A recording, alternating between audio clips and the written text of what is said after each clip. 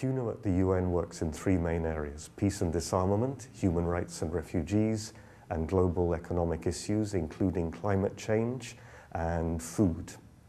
A lot of the work we do on human rights issues is the same kind of things that other human rights NGOs do.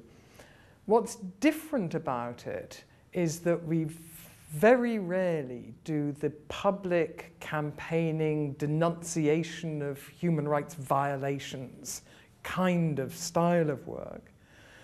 And on the other hand, what we do that others see as unique or at least unusual are a lot of informal off-the-record meetings, usually and classically described as lunches at Quaker House, and they usually do include lunch. What's unusual about these is that they are, in fact, a place where people can actually sit and meet and talk and listen and discuss, which around the UN is unusual because although it is described as a talking shop and a lot of talking goes on, there isn't so much listening going on. I'd like to most celebrate the way that we work. I love a lot of the approaches that QUNO takes that are quite different from a lot of NGOs. Not unique, but we have the freedom to be humble enough to go to diplomats and delegates and say, how can we help you on this issue? And that to me is very refreshing.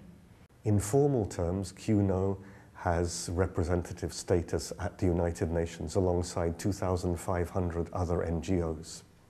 So we attend meetings, we make statements, whether written or oral. But actually, a greater part of our work in practice is informal and off the record. We're almost unique in bringing people together at the UN, often diplomats, sometimes diplomats and NGOs, diplomats and UN staff. We provide the quiet space where people can connect as human beings. We find that when people come into our house, they step away from the atmosphere of the office, of official negotiations and statements, and really connect as people. They share and test ideas, and in many cases, new things have come out of that. That's also helped by our technical knowledge as QUNO. We work in areas in which we do have knowledge ourselves and in which we or others have done research. Another way that we can work is bringing people together in a quiet, safe space where everybody is equal and they really have a chance to talk about more thoughtful responses to issues that don't often get, there's not often time for those issues in more formal processes.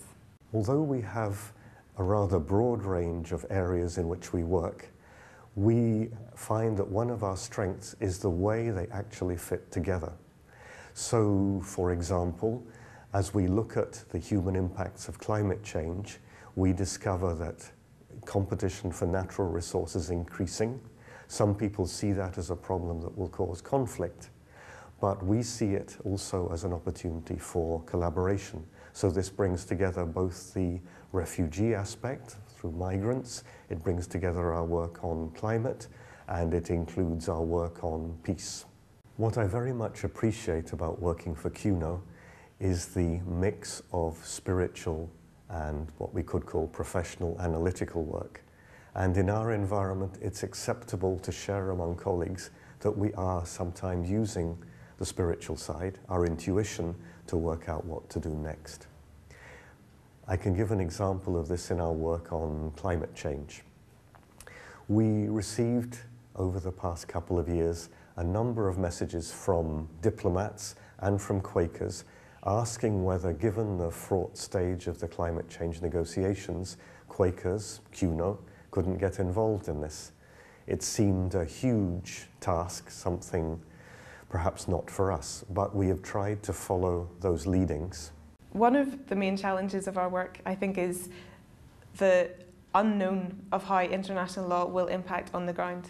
So at the UN, you can often see it as a bubble at the top. It's very necessary to get those international standards and that international law in, but that doesn't mean that it's going to get implemented on the ground.